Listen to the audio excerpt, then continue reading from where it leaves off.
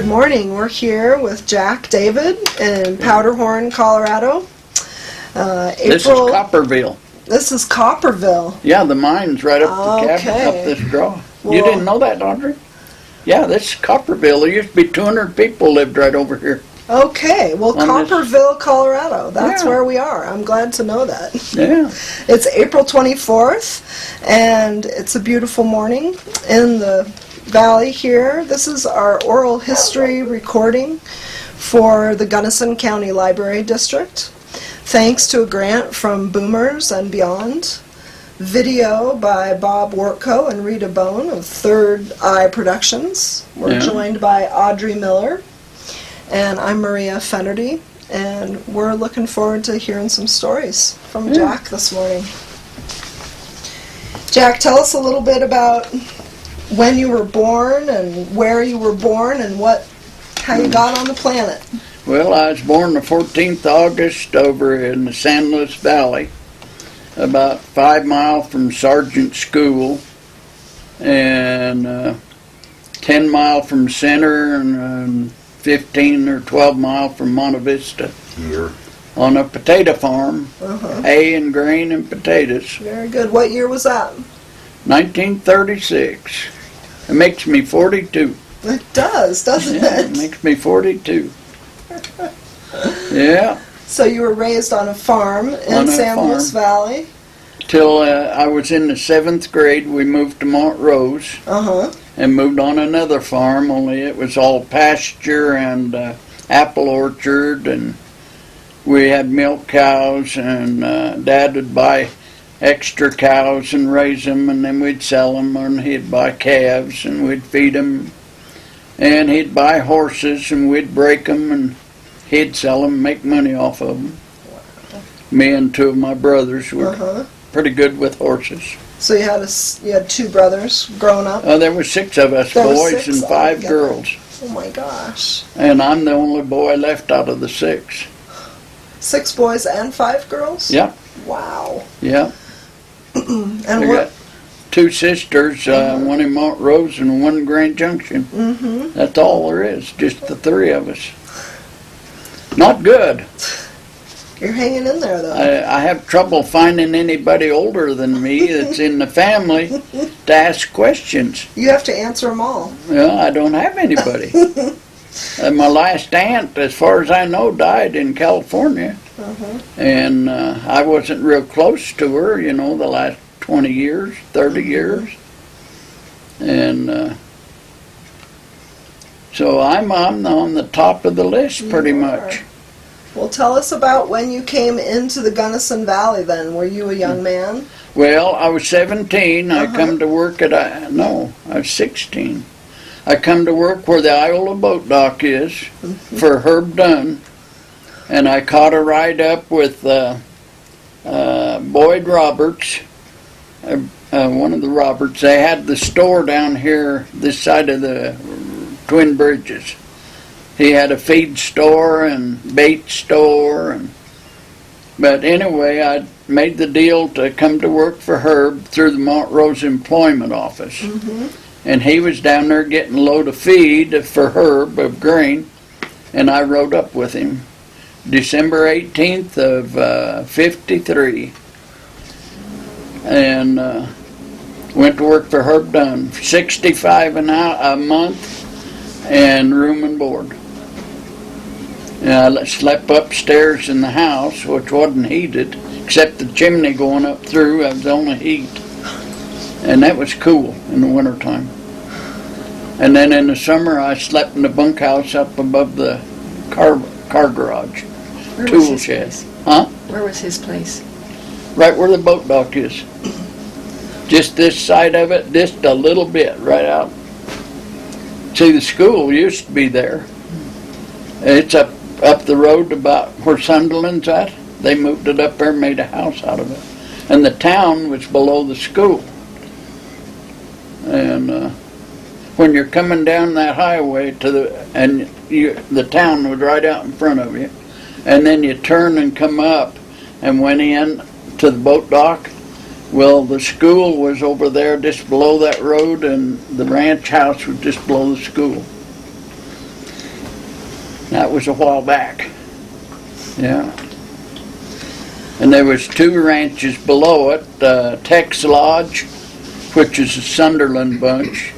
Bill lives down here, and Bob lived down the valley a ways, and Ron had a trailer court in town.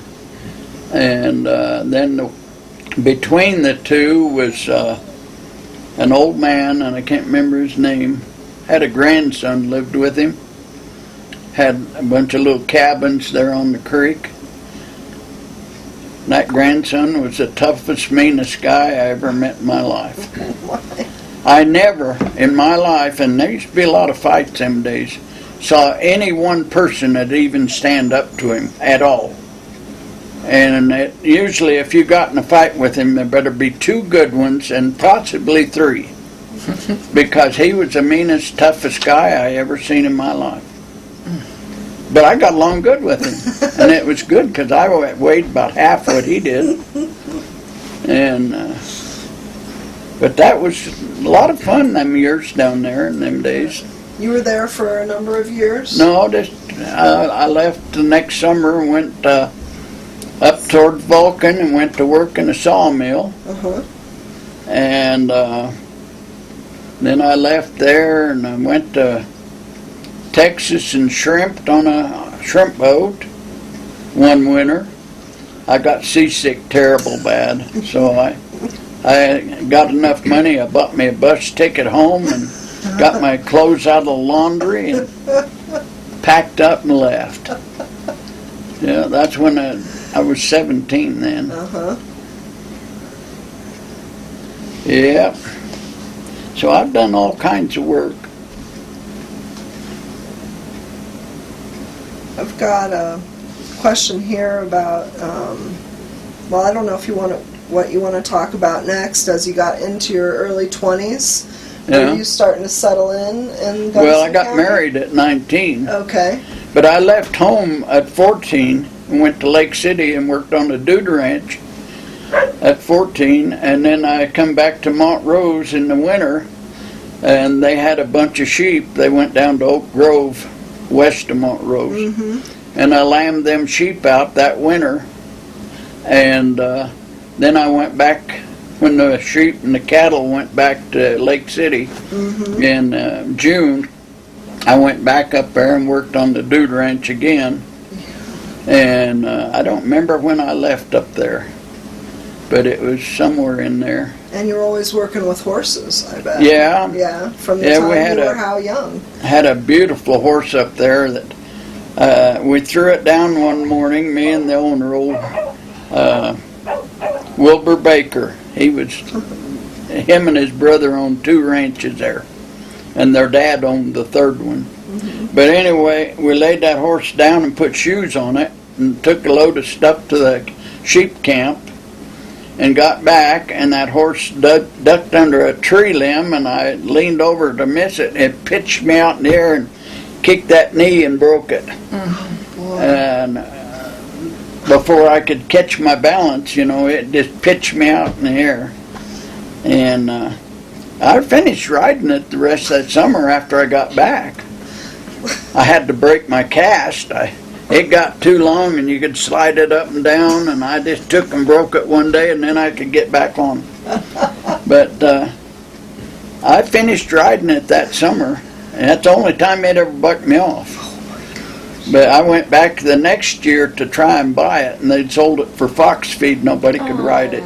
It was a beautiful horse. God, it was beautiful. You could run it for a mile or 2 miles uphill. It would not puff and blow like a horse does. It was raised out on the hill. Yeah. And because they up there, he just, in the fall, he turned all his horses out on the hill. They either made their own way or they laid there and died. So they're tough. And it made its way. But they sold it for fox feed because nobody could ride it. And it was dead accurate at kicking, I'll tell you, that horse could kick. What do you mean by fox feed? They sold it They for used fox to feed? butcher horses for fox feed at the fox farms. Oh, so they're raising the foxes? Yeah, for... raising foxes at fox farms. Used to be one down here in Gunnison, down there on the river. And there used to be a big one in Monte Vista. Yeah, and they raised horses. Just, when they get old, wasn't no good, but they'd sell them for fox meat. Right. They just butcher them out, feed them to foxes. Yeah. So tell us about when you were married when you were 19. That's pretty young.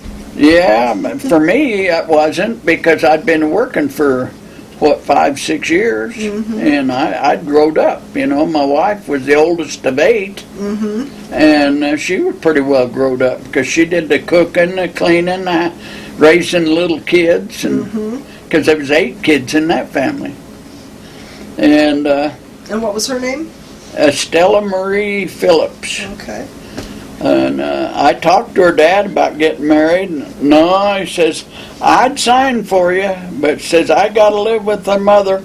And she says no. And says, and I got to live with her, so I guess it's no.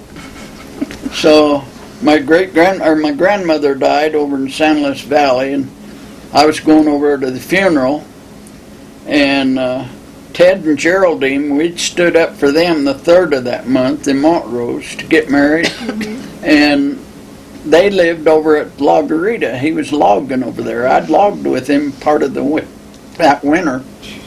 Anyway, we went that far that night and met them. Got there about, 6 o'clock, 7 o'clock. And I was supposed to went on to my granddad's house. And we packed up in their car and went to Taos, New Mexico. Got there about 10, looked up the judge, got married, come back to there about 2 in the morning or 3. Got up next morning, went down to the funeral, and I was a black sheep of the family because of getting married on their mother's birthday. See, my uncle and aunt was there and their kids, and my mom and dad. Mom didn't care and Dad didn't care because she had stayed with them a little bit when I was down there with, had my appendix out. Couldn't do nothing. And, but my uncle, God, I was a black sheep of the family. I was disowned just that quick. But he wasn't all that great because a year or 2 later he committed suicide. So I don't see where he had a bit of room to say. No. But anyway, it worked out for us. We got home that afternoon, and Stell's dad worked at the boiler house at the college from 4 to midnight. And we pulled in the yard, and she told her mother what we'd done. My God, she called me names that hadn't even been put in the book yet. I mean, she really come unglued. Terrible bad. So finally I had enough, and I said, well, I'm going. I said, get you some clothes and let's go. So I went on out to the car, and a little bit she come out. Her mother had called her dad to come home, and they wanted me to stay for supper, and I said, I ain't going back in that house for nothing. And so he got home, and him and I talked, and he said, well, good. Him and I got along good. We really did. We got along great. So, anyway, we were married, and finally after supper, she got her a few things, and we went out to where I was bunking in the Trampy Ranch, and we got along good. There was 4 girls, Katie and Laura and Barbara and Stell. And after they were all gone, married and gone, and Les had died, he had Parkinson. She used to come up and stay with me in Gunnison after her mother, Stell had died too. She was killed in a car wreck. And she'd say, well, you did end up the best of the son-in-laws anyway. And we get along great. She'd come up and let herself in and spend a day or 2 and disappear. Maybe a week or 2 weeks, she'd come back. And we got along great from then on. But we got along good all through married life, because if she said something I didn't like, I told her. And if I said or did something she didn't like, there was no feelings held back, none of that. Why is he mad at me, or why won't he speak to me, or whatever? We told each other, plain English, what was happening. And we got along great. We did. That's good. And you had a couple kids? Yeah, we got 3 of them. A year and a week. No, like a week, being a year later. Jackie was born, and then 15 months later, Jay was born, and 15 months later, Jolene was born.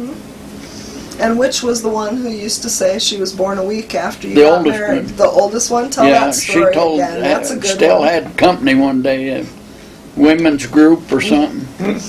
Yeah, I was born a week before Mom and Dad was married.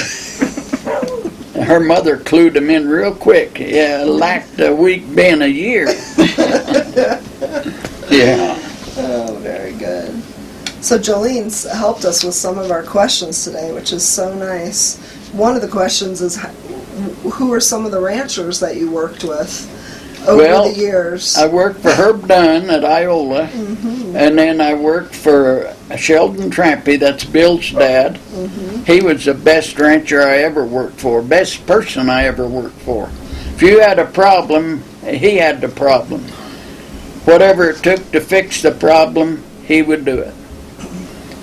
He was the best guy I ever worked for. He was head of the school board, and he was head of one of the top in the First National Bank, and he was one swell fella. He was the best. And then I worked for Kenny Moore up Ohio Creek, and worked for McCabe's after we was married and had kids. In fact, 2 of them were born while I was working for McCabe Ranch, which is Moncrief's now. Okay. And then I went in the backhoe business from there. And that was 57 years ago, I think.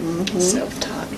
57 or 8 years ago. What got you into the heavy equipment business? Well, I always liked equipment. They had a D2 Cat that I run, and then he bought a D6. We used it for leveling and cleaning ditch and stuff. And there was a gravel pit on the property right across the road, and there was a builder in town that hauled gravel out of it. Well, the operator for the loader was a real good friend of mine. We bummed around together for 2 years. And when I was talking to him one night, he had parked equipment in the yard at night so college kids didn't bother it. And I was talking to him, and he said, I sure wish I could get off of this. I'd rather be a carpenter than run this darn thing. I said, well, you talk to your boss, and I'll take your job then. Because I liked equipment. Yeah. And so he did, and he told me to call him, and I did. He said, I won't hire you while you're still working there, as if I do, I'll lose my gravel pit. And so I give him my 2 weeks notice and quit. And we went up by the high school, or no, the hospital, and he dug 1 row of a footer for our cabin, which is still sitting there. And he said, now you see what I did and how I did it? And I said, yeah. He said, well, you can finish it. And he just crawled off, and Let you do I it. learned how to finish it. That was my first day on the job. And by a month later, I knew anything I could do with that backhoe, I could do it. And because I'd done a lot of shovel work, and that thing did it so much easier. And so I learned how to run a backhoe. I already knew how to run a loader, and I knew how to run a cat and a truck. And he had an old dump truck, and that first winter I overhauled the engine in it because it was getting wore out. And had a good job there. Got laid off about Thanksgiving time, or for the winter. They'd shut down for the winter. And so I worked in the lumber yard that winter and drawed unemployment too. because I was just part-time in the lumber yard. Next spring I went back to work. Mm-hmm. Yeah. And then did you buy the company from that No, guy? Or no. You just worked for That him? fall, Mm-hmm. the gas company put a line from where Lake School is to Palisades. And I dug that in October, cold, windy day. I mean, cold, windy. And I like froze to death. But I dug that line with his machine. And I got all dug, and it was almost dark, you know, it's sundown and it was gone. And he didn't come tell me. He sent word down for me to stay and backfill that night, and I was about froze to death. Yeah. Because he was making big money. I was making him better than double an hour that he charged hourly rate, digging by the foot. Because it's all piecemeal them days, you know, for gas company. And so I went ahead and backfilled it. But when I got to the house to park the machine, I told him, I said, here's my notice, I'm through. I was so cold I couldn't hardly walk. But I backfilled it so he'd go collect his money the next day, and he was making big money. And so I went to Denver and tried out a backhoe, and I didn't like it. And I talked to international dealer then, Chapman Equipment, and I ended up ordering a brand new one, just like I had, because I knew every part on that thing and what would break and how it would break and what to keep it from breaking. And so I ordered a brand new one, and that's when Moncrief was moving from down in the lake up to where they are now. And I got the job doing the digging for their houses, because it's all built for summer use. And so they dug it all down and put it for winter use and made it, they used it for the office, for the contractors, for build Blue Mesa Reservoir. So what year are we talking about, just about? 62. Okay, right. Yeah. And I leased my backhoe, after I quit there, I leased it down in the tunnel to work underground. I couldn't go run it because I didn't belong to Union. At the Mesa construction? Blue Mesa Reservoir Right. Dam. Yeah. And I went down there and drove a dump truck up on top for Gunnison Trucking and hauled gravel for the cement for it. But anyway, I worked all that winter driving a dump truck. Yeah. That was my first year of the backhoe. Good timing. And every job come along that I could do, I'd take them. And if I couldn't do them in the daytime, I'd do them at night. And I done the high school when it was built. And I done Timichi Motel and the gas station. That was my first two big jobs the next year. Did you do some irrigation ditches too? I dug for every rancher in the valley. Yeah, I bet. Jay and he'd drive the backhoe and keep it in line, and we'd dig 50 to 100 miles of ditch every year cleaning. We'd work 12, 15-hour days, and we'd clean ditch. Yeah. I worked almost every ranch in the valley. And tell me how young Jay, tell us He the story started about Jay. driving for me at about 8 or 7, and at 9 he started running the backhoe. What year was he born? 58, I think. Okay. And at 12, he'd work for John Wilson, because we had, for our insurance to be good, either my wife had to be with him or me, or John Wilson signed a paper that he would take charge. And Jay used to clean a lot of ditches with old John. And at 12, he was running the dump truck off-road. And at 14, he drove semi with me. We haul in the winter with semi to hauled house logs to Kansas or hauled cattle to Texas or Arizona. Mm-hmm. He'd drive, he didn't even have a driver's license. And then when they built the new highway out north of town, well, he was running the loader on the job, and I was driving a dump truck on it. And they had two loaders, a 3-yard, and ours was 2.5 yard. And one day I was talking to the head guy on the job and the state inspector on the job. And I said, well, how old do you think Jay is? It was his birthday. And they said, well, he got to be 18 to work on a state highway job. I said, well, he's 16 today. And he was running the smaller loader, and he had put trucks out faster than the guy that was 24 with a bigger loader. And they said, well, we can't have him. He can't stay. I said, if he goes, that loader goes, and so does this truck, because I can't send him home to do nothing. And me sit here and do nothing, run that truck up and down the road.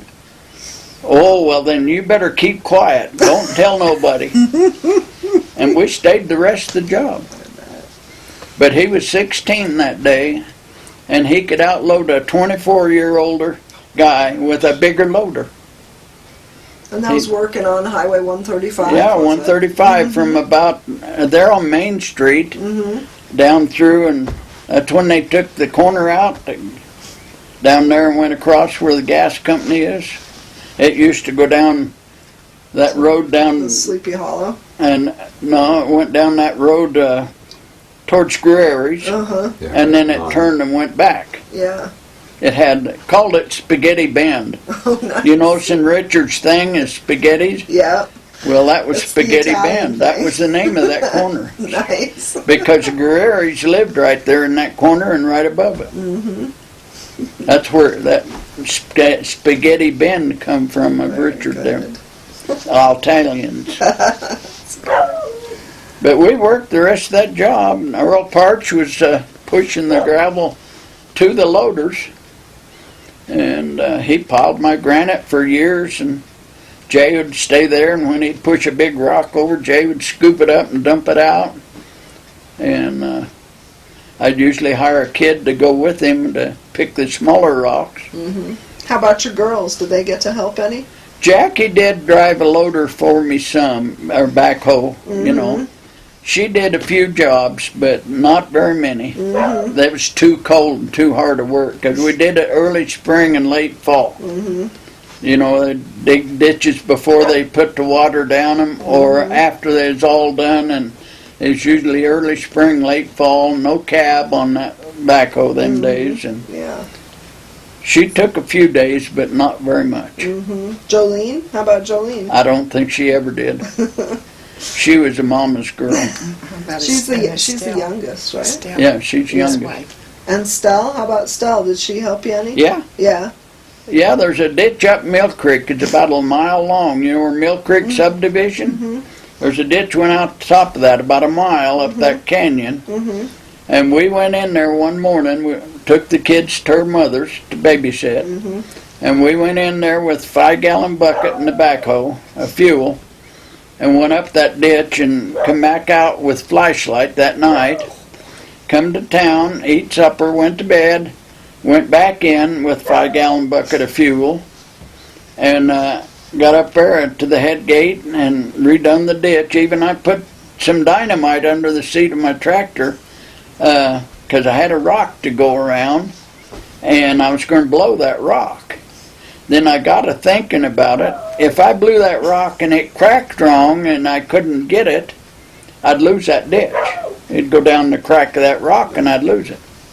So I worked dirt up the ditch till I get around it, and then I worked my way on up, and then I worked dirt back down the ditch to make it bigger and better. I just built a ditch around the rock. And we come out the next afternoon about 2 o'clock. And we cleaned that ditch. Audrey's going to slip out while you're not Oh, paying okay. attention. I got an appointment, so I gotta go. But Okay. I wanted to come Good and to see see you. ya. It's good to see you. It's good to Yeah. hear your stories. We'll edit. Her name was Audrey Sweet when she's growing up. Cool, right? And I knew her when I worked at Iola, clear back then, because I used to go in the drugstore. Her folks owned the drugstore. I've known Audrey since she was a teenager. Mm-hmm. But we bummed around together. And Yeah. her and my granddaughter was with me. My wife had died. Uh-huh. My granddaughter lived with me. Uh-huh. She was 3. And we had a lot of fun together. Yeah. Is your granddaughter in any of these pictures? No, there used to be a good one of her over here. Mm-hmm. And it fell down and got ruined. And I don't know. Let's look at this one then. Why don't you tell us who this is? Oh, I that's, need to hold that's it up Jolene. to the. Yeah, hold that up That's to the my picture. youngest That's daughter, your youngest? Jolene. She's the mama's girl, right? Yeah, she was mama's girl. The house Such a stuff beauty. was her. She wasn't much for equipment. Uh-huh. Yeah, Jackie, she did pretty good, but Jolene, she was pretty much mama's girl. Mm-hmm. And she's the homemaker, or whatever you want to call it, career woman. Mm-hmm. She up in Washington Yeah, State? she's up in Kirkland, Washington. Uh-huh. It's a suburb of Seattle. Uh-huh. But she went to college here for a year or 3 years, summer and winter. Oh, wow. She'd take courses in the summer you couldn't do in the winter. Mm-hmm. And come out of there knowing more about computers than the teachers. Oh, wow. And then she went to Richardson, Texas, and went to computer school there. Mm-hmm. And then she got out of that and she went to Salt Lake for a job. Mm-hmm. That way she was just 200 miles from her sister. Mm-hmm. And they could get together on weekends and stuff. And then from there she went to Phoenix, Arizona. Wow. And that's where she met the guy there that took her to Seattle. And then she went back to Seattle on her own, met that guy, married him up there. Mm-hmm. You said you had a big family reunion here at your Yeah. cabin not that long ago. 2 years ago in Uh-huh. August. It'd be 2 years in August. How many We- people did you say? 30? 43. Oh, my gosh. We had 2 campers out here, and Uh-huh. a tent out here, and a tent out here, and part of them went to town to motel. Jolene, she never did stay in this cabin. It was too old and too dirty. She's more uptown. And quite a bunch of them went up the creek about 10 miles to a resort Uh-huh. and stayed up there. Oh. And after it was all over, I went up there with a backhoe and done some ditch work for the gal who had the resort Mm-hmm. to pay part of the bill. Nice. And but there was 43 of us. Some of them just showed up for the day, like Donna and Marlene, Nice. but we had 2 campers out here, or 3. Great. We had a big bunch. Went and got some tables and chairs at the clubhouse. Uh-huh. And had it all set up out here for. Oh, it was a big deal. I Yeah, really enjoyed it. I bet. You got to do that again. Yeah. Here's a picture of your cabin you showed us, too. Is that? Yeah, that was right after it got finished. Uh-huh. That was the next summer after it got through. Mm-hmm. Yeah, and you What notice about what year are we talking about for that? We're jumping around Stell now. died in '79. I bought this. She died June in '79. I bought the property in July of '79, Mm-hmm. and we built the cabin in '81, I think. Uh-huh. So this picture should be about 81 or 82. Yeah. And do you notice on the other side it's trees and straight up bank? I built that road down and we drove across the creek for 3 or 4 years. Uh-huh. Then I put in a 38-foot bridge, and creek come up one year real bad. Took out 5 bridges there in 12 hours. Up and down this creek. You know what year that was? Huh? Do you know what year that was? Is that? No, and I don't have my books here. Yeah. I've got 2 daily books here this year and last year, but I've got 44 years of books. I've been keeping track of stuff for 44 years. It's in about 84 and 5. Wasn't that the big bad year? 84 and 5. It was right before I moved here, so I'm not I sure. think that's when it was, in 84 and 85. In the spring of 85. Because I know I started plowing snow in December that year. Yeah. It snowed a lot, and I plowed for a lot of ranchers, I bet you did, with your for feed, equipment. so they could feed cattle, and the ones that sold hay, and I plowed the school parking lot. I had to be over there and be done by 7 o'clock, and I plowed the playgrounds at the school, high school, and lake school. How about clearing the ice at the ice skating rink? Did you clear that? Can't remember if I did. See, they had a rink right at where some college buildings are now, right? Is that the rink? They had one down by the old bus garage. Oh, okay. There was a rink in there because I built it, and I hauled bentonite in there to seal it because it was gravel, and the water just go out. Yeah. The only way they could hold it, they'd have to get out there and spray it with water at night, and then let it freeze, and then they'd come the next day and spray some more and let it freeze, and the only way they could hold that was adding water for about 4 times or 5, on top of ice. Yeah. And do it at night when it was so cold it wouldn't melt. Right. And so next year I hauled bentonite from Doyle'ville and put in there. And now it's part of the bus garage, I think. It's down west of the high school. And what did the bentonite do? It seals it. It expands. It's a dirt, but it soaks up with water and it expands a lot. The cracks. It's a lot like flour. Interesting. Flour just gets mushy. Yeah. But that bentonite it'll be real fine, and then it soaks up with water and expands. So it'll wash down the cracks, right, and then expand, and it freezes and stay there. Interesting. I hauled a bunch of that up Lost Canyon in Sheldon Trampy's ditch. I hauled it from Canyon City. Wow. There's a big pit over there. And I hauled a lot of it and put in Sheldon's ditch.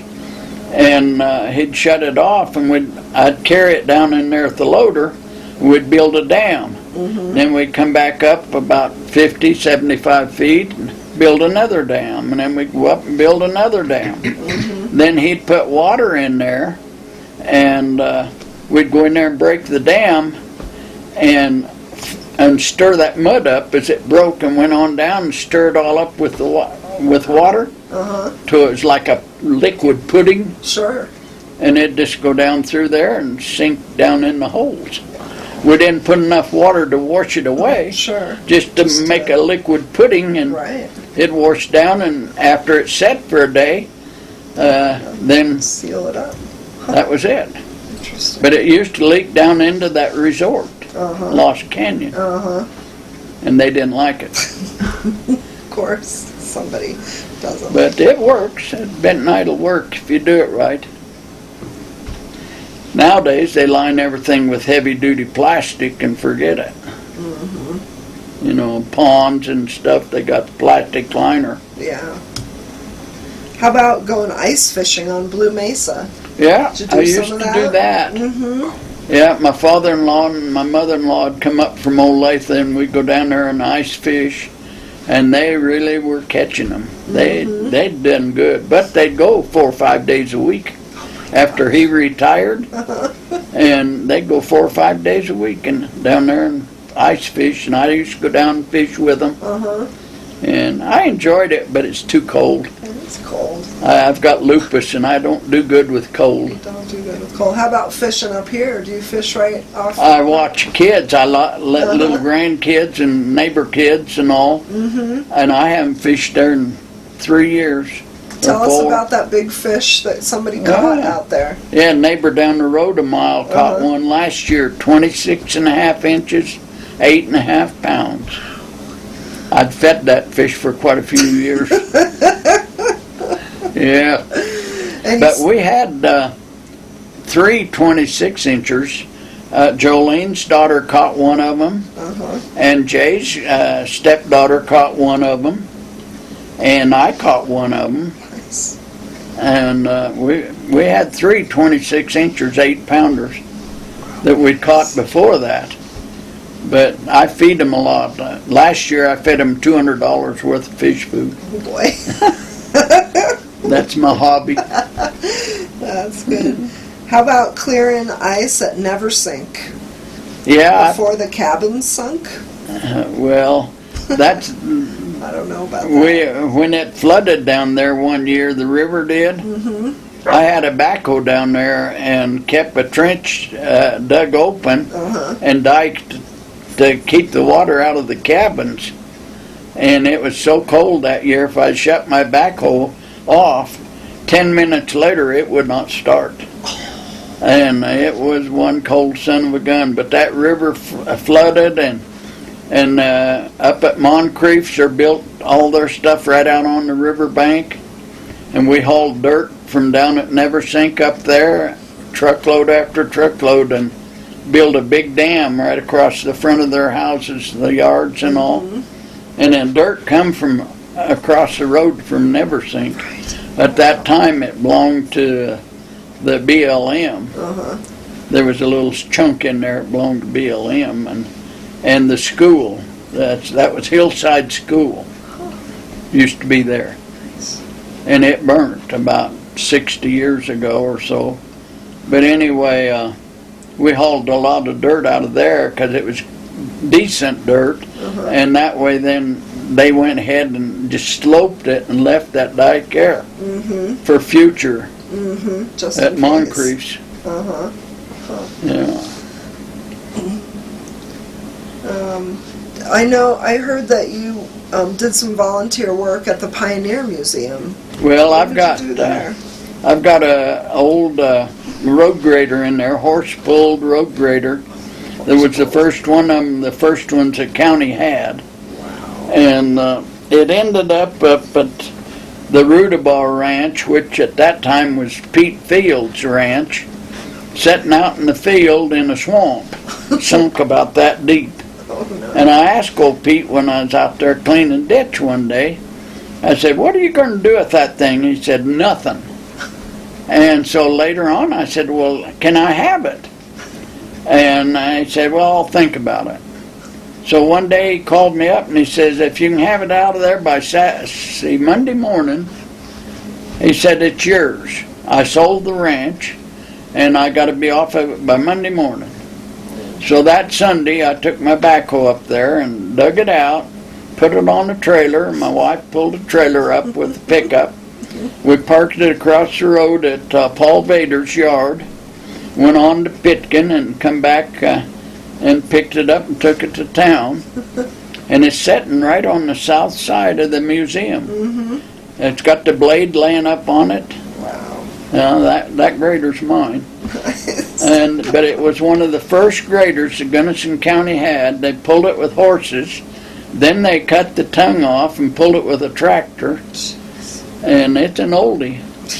But it's a goodie. Yeah, it took 2 people to run it. One of them turning the wheels to angle the blade and tilt it and all that. Wow. And then last year they went and got a big quartz rock out of my yard, weighed about 7 ton. I measured it up one day and calculated it, and I come up with 7 ton. I got it at my granite pit. Moncrief's offered me $25 for it before I got it hauled home. And I told him forget it. And I had it in my front yard there for 30 years, probably. They're in town? They're in town. Where that pine tree is, you know where it is, out by the alley? What was your address there? 614 South 14. Okay. You know the alley past Safeway, they're right along the rodeo ground? Yeah. You get to the south end, there's a pine tree right there in the corner of my yard. And it laid right there by that pine tree for 30 years. I took and built a ramp and pushed it up on with a cat. Then I went around and cut it off underneath it with the cat. and backed my lowboy in that hole with the railroad ties on it, oak railroad ties. Yeah. Then pushed it on with the cat. And then when I got home, I took a big excavator I had and pushed it off there in the yard. And then later on, I took my big loader and picked it up and carried over and put it where it was at. So where is it now? It's in the museum somewhere. I haven't been up to look. Big rock I is? was by the other day and I looked for it going down the road. I went out to Meechee Heights and I looked for it, but I didn't see it. I haven't seen it since they put it in there last year. We'll have to go look. But for it weighs around 7 tons and it's a rose quartz. Oh my gosh. You don't see many of them.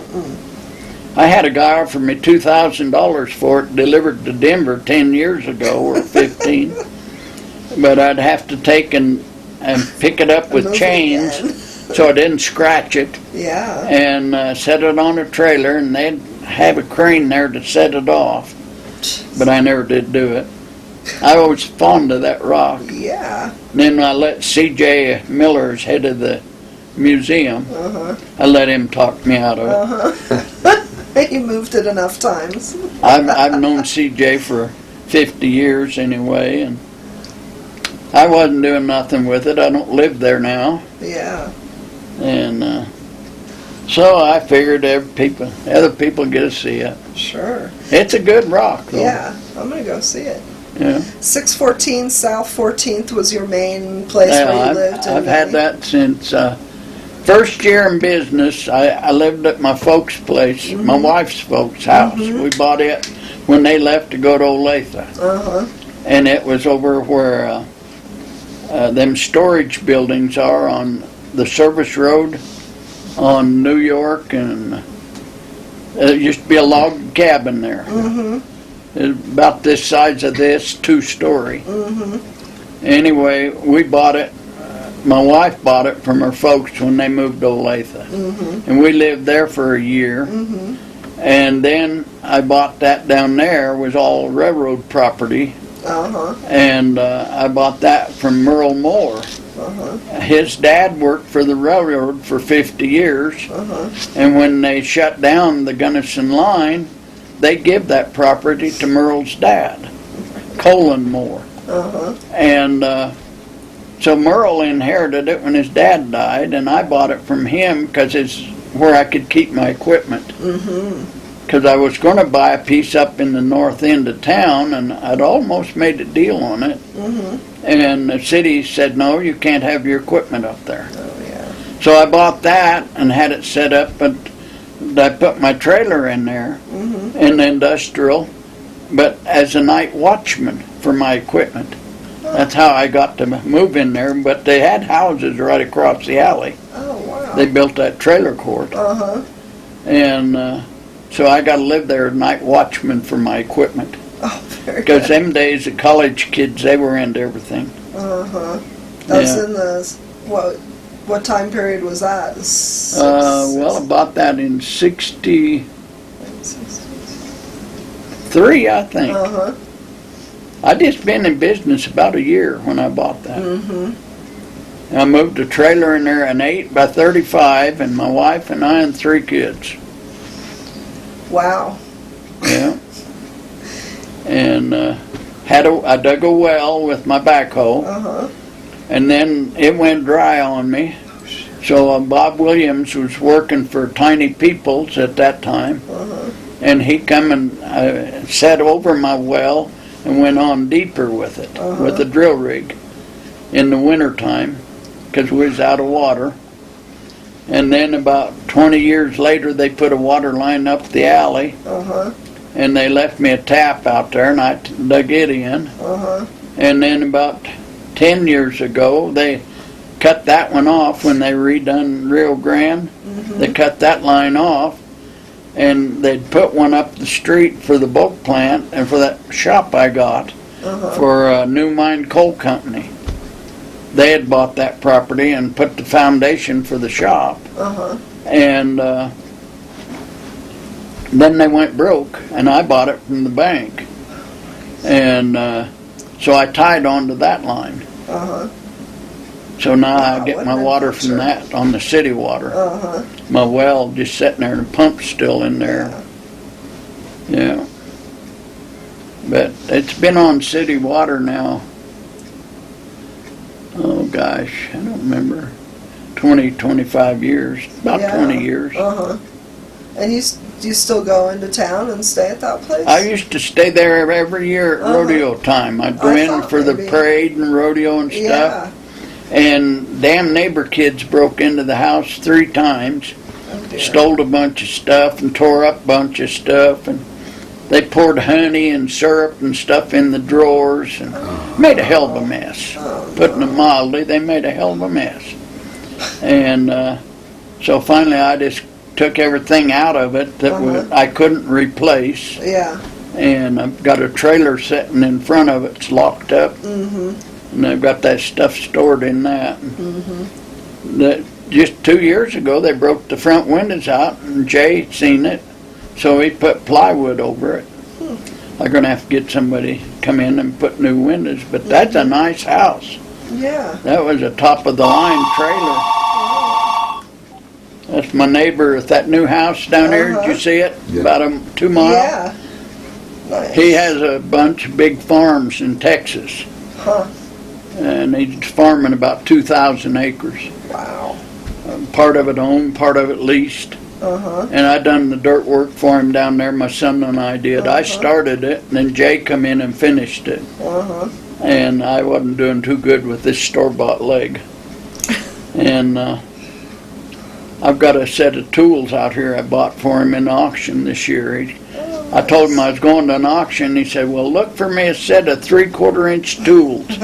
He said, mine seemed to disappear. So I've got a box of them out here I bought. But he calls me about every 10 days, 2 weeks. Nice. He called the other day, and Jay and I was redoing this plumbing down here. We had a lot of trouble with it. So Jay's doing dirt work still in Gunny. Yeah? What's the biggest difference between what it was like when you did dirt work and how it is now that Jay does it? Well, as far as the actual dirt work, very little difference. Yeah. But as far as the actual permits to do everything, you got to have a permit for every stinking thing you do. I got one for this cabin. I did. But I ain't got none. I didn't buy one for that road. I didn't. When I want to change something, I do it. I figure that if you own something, you're paying them taxes on it, then they have no right to tell you what you can do on it. I figure it's yours. You paid for it, and you own it, and you're paying them taxes. Yeah. And see, I just sent my taxes the other day, and it was about $12,000 or $13,000. Oh God. But I don't go good with all that. You're in Gunnison County here, aren't Yeah. you? Yeah. I Yeah. didn't know where the Swatch County is up, or Hinsdale is up here 2.5 miles. up the road. Yeah. Yeah, it's Hinsdale, and then you go clear to Montrose that way. Yeah. Right. Yeah. Does this road goes all the? Where does this road go? This goes up here to Cathedral. Okay. Then they head straight that way, and it comes out 4 miles above Lake City on Slumgullion. Slumgullion, that's what I thought. It goes up there Yeah. and comes out 4 miles above Lake City. Yeah, that gives us again. Tell us about this lady here. That's my mother. Uh-huh. She was born in Oklahoma. Uh-huh. 2 generations ahead of her was Indian, Oh, wow. so I got Indian blood in me. Uh-huh. And I still own a chunk of the homestead. Yeah. All the grandkids ended up with the homestead, and I own her share of it. Uh-huh. There was 8 of them. In Oklahoma? Yeah, Mm-hmm. 8. There was 8 kids in her family, Uh-huh. and I'd been there twice, and I tried to find the house where the house was. Uh-huh. Took a metal detector the second time, and the lady that her and her husband has the property leased for pasture. Uh-huh. They run cattle on it. Uh-huh. And she took me around on it the first trip Uh-huh. and tried to show me where there's some odd trees Uh-huh. that didn't grow there. Yeah. And we thought maybe that they'd brought them in. But we couldn't find nothing. That metal detector to give us a sign of where the house was, for old stove parts or Right. tin cans or an old skillet or something. Never found a thing. And now I don't know of anybody that's alive that's been there that would know. But someday I'm going to go back and try. Yeah. But she died at 88 about in 2001. And my dad died, I think, about 3 or 4 years before that, or 5. They were born the same year. She was born in September 5th, and Dad was born March the 9th. So that was in 13. 13. So they'd be 105. Yeah. If they were still alive, they'd be 105. Well, we Yeah. don't have a lot of time left. I want to hit on anything that you want to share with us that we might have missed. I have a couple things about summertime and Well, in the summer, it's great to go jeeping up through here, because me and the neighbor own this road up here for the first 3/4 mile. And you can go out and onto the BLM and come out up here about 4 miles or on Crystal Creek Road, or you can go down and come out on the 10-mile Spring Road about 3 miles up from the valley. But we own this part up through here. And I go up there jeeping. I did go up to the gate yesterday just to see what was up there. And last year we had a big tree across the road. I ended up taking a chainsaw up and cut a big enough slot with my buggy that I could pull it out. And I got my buggy through. I got a little Kubota side by side. It's down at the farm at Whitewater. My renter gal uses it to feed my horses. Nice. Do you bring your horses up here in the summer? I'll bring 2 of them up. One of them's going to have a colt around the 10th of May. Nice. And she was up here from all last summer. And the other one was up here. She's been here 2 summers. Nice. And so as soon as she has that colt and it's big enough to travel, they'll come up. I'll load them in my horse trailer and bring them up for the summer. Are they Mustangs? Yep, they're Mustangs. They are. So did you they're adopt full-blooded. them? Huh? Did you adopt them, or how did Well, they I come after? adopted them. They cost you $35 a head when you adopt one to do the paperwork, and you got to keep them a year, and the government still owns them. That $35 gives you the right to feed them and take care of them. And I was supposed to have it done in November. They're supposed to come and inspect that you're feeding them right. Then you can put a halter on, take it off, and you can pick up their front feet. And they inspect them, and then they give you a title. Well, I still ain't got my title, and I've had that one since August, a year. It'll be 2 years this coming August. Yeah. And so the guy finally showed up, and my halter was too tight on one of them because his head had grown. And I couldn't stand up and do it, so he loosened it. Nice. And I walked up to the other one, just a halter on her, loose out on the hill, and picked up a front foot, and I went around to pick up the back foot. She picked it up a little ways and then walked off. So that's not very wild, No, it's not wild at all. And anyway, he loosened, the BLM guy loosened the halter a notch for me. And I'd had to took him to the barn or to the shed and got on something and stood up to where I could do it. But anyway, they're supposed to send me the ownership of the horses. Yeah. Did you used to ride horses? I was born on them, horse. Yeah. Did you do what did you do with Cattleman's Days and horses? Did you ride in the parade? I always took equipment through it. Of I course never you was did. through it with it. But I broke my first colt before I went to school when I was 6 years old. Oh, man. The summer I was 6, in August, I broke my first colt that year. Dad had tied it to a post and set me on it and I'd sit there for 3 or 4 hours, and then I'd slide down and I'd talk to it and pet it, and then finally one day he saddled his horse and hooked the lead rope on and led me around the corral, and then he reached down and snapped it, and away I went. And I'd been on that horse so much, you know. Yeah. That you knew each other. Yeah, we was good buddies. Yeah. And that was before I went to school. Nice. And I broke horses ever since, off and on. I just love horses. Yeah. And one of my little Mustangs is going to have a colt around the 5th or 10th of May. Yeah. So that'll be nice. I get down there, I'll go down there and spend a week with it. And then I'll bring him up. Did you? And I've got Jolene said you had a Shetland pony for the kids. Yeah, I bought them a Shetland when they were about this tall. And the pony was about that tall. Yeah, and about that wide. Yeah, about that long. Yeah. But I bought it up at going to Pitkin at McLean Ranch.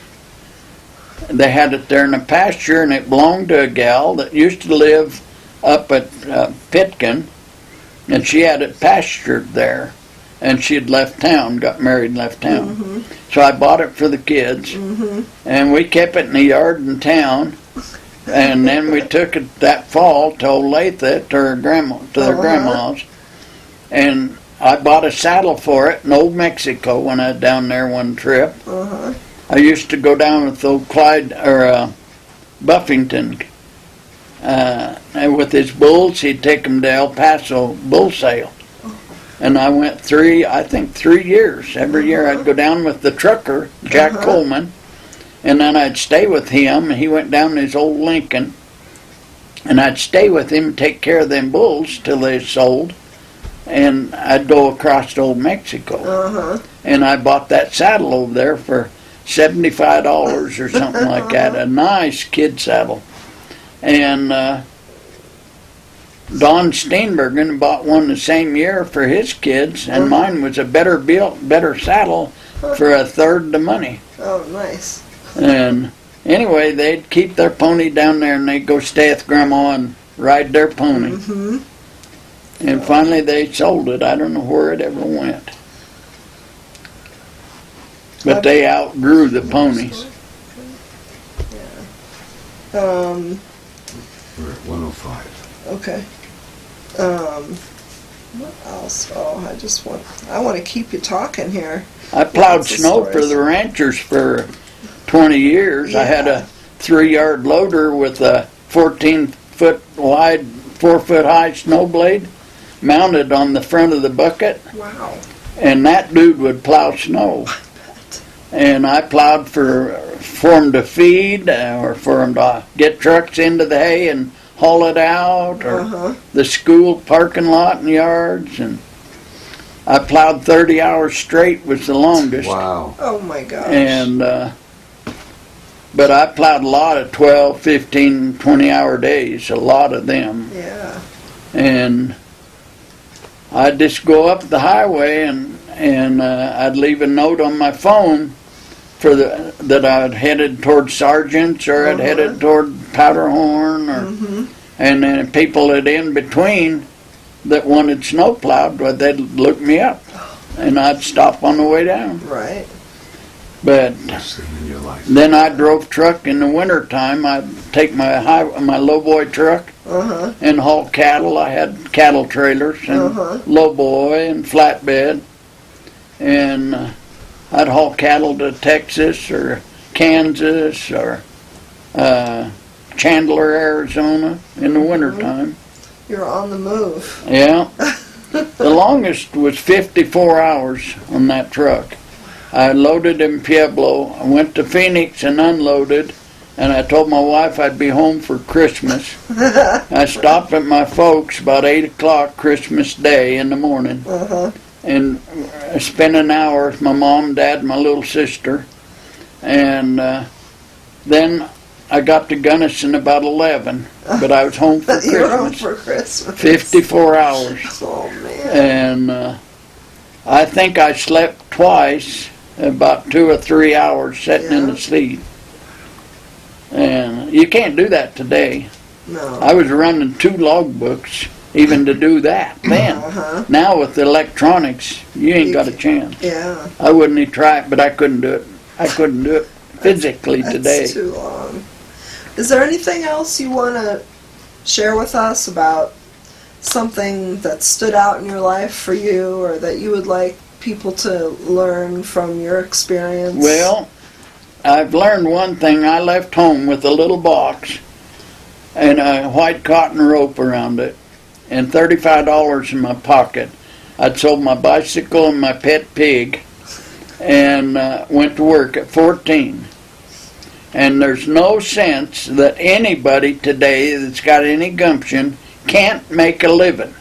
They might not find a job they want or might not pay what they want or expect, but I was getting $35 a month in my room and board then.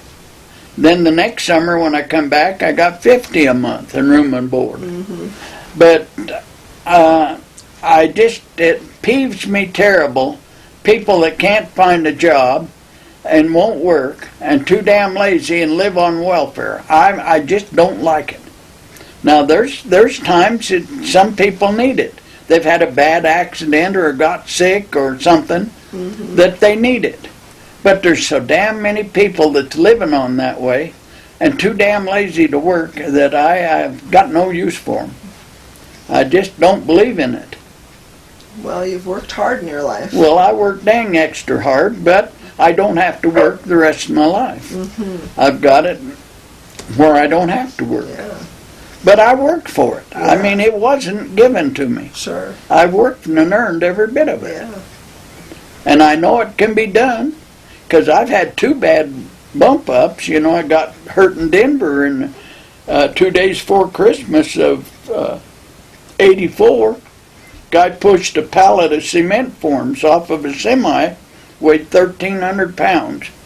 It caved this part of my head in, it broke his shoulder, and it broke his knee, and they hauled me to the hospital and thought I was dead.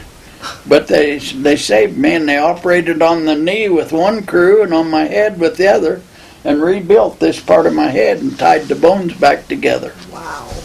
And that was 2 days before Christmas of 84.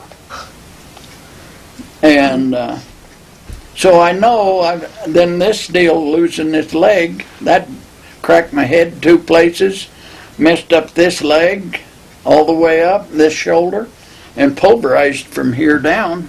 That's a store-bought leg. Wow. And it was just hamburger and broken bones.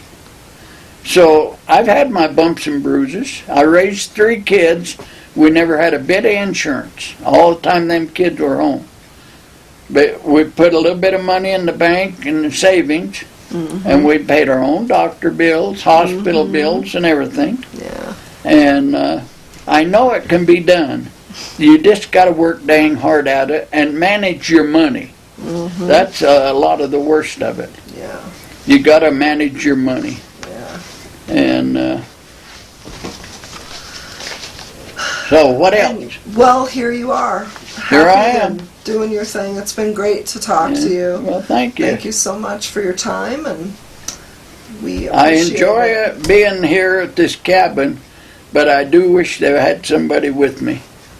Because laying up here alone in my condition, I'm afraid to go jeeping, and I love to go out in the hills. But I'm afraid to, if something happened to me, I couldn't walk back. So, but it's a great life living here. Good. Well, maybe we'll stop in and see you another time. Yeah, I'd love to do that. yeah. Okay. Well, I'll be here till November, and unless something happens. Because I usually leave about the first week of November. The snow sends you away, doesn't it? Huh? The snow send you down the No, road? cold weather. Cold, yeah. The That's snow not ain't good. so bad. It's the cold weather. Yeah. That lupus and cold don't go good Yeah. together. And I was born with lupus, so I've had it all my life. So you know about Yeah. That cold. Can I get you something to drink or something? No, We I've just got about- stuff sitting okay. right there. I got a We talked. cup of we tea and talked it all out of you. a cup of water. You want some? No, I'm good. I got my tea too. Oh, I got a cup of almost- tea and water It's almost done. and a jug of water down there when that gets low. You're all set. Thank you, Jack. Yeah. I Shutting keep this off. everything handy. I have to because Yeah. once I take my leg off, you can't just jump up and go get a drink No, or you go get can't. a candy bar out of the cabinet or whatever. No. You get to see Jay from time to time. He comes Oh up yeah, and he visits. come up and help me on this Nice. plumbing. He's been here twice Nice. in the 1 week. He's been here Yeah. twice. Did you come when did you come? What's today? Tuesday? Oh. Did you come last? I when come did a you- week ago. I've been here Oh, okay. almost a week. We talked so many times on the I took- phone. I couldn't remember which